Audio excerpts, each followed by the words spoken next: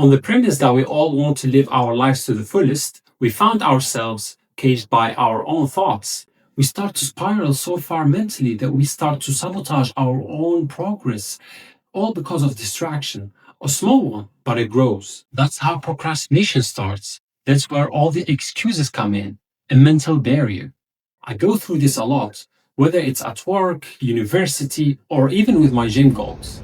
I'll be in the middle of something important and then suddenly get hijacked by a thought, someone I miss, something from the past, or just emotional echo.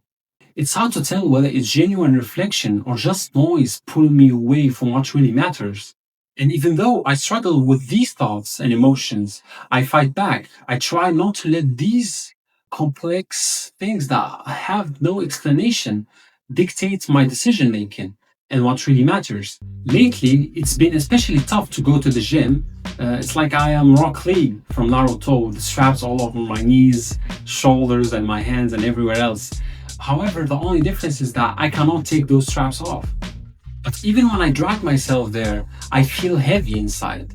It's like I start to question my purpose and motivations and why do I go to the gym? But that's when exactly I have to step in for myself, to remind myself not to indulge in those thoughts, because there is nothing that I could gain from that. I don't fully understand them.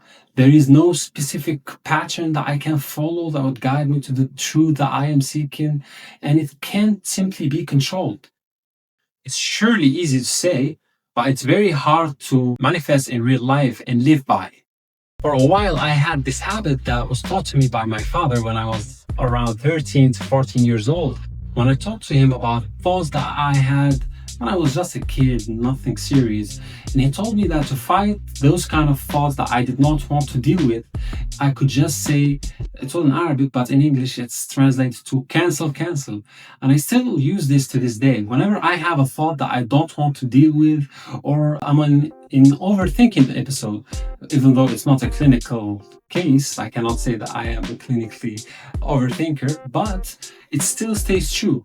Just saying those words and saying cancel, cancel actually helps me move forward and remind myself it's like a trigger. Whenever I say cancel, cancel, I move on from that episode of just thinking thoughts that have basically no basis of reality.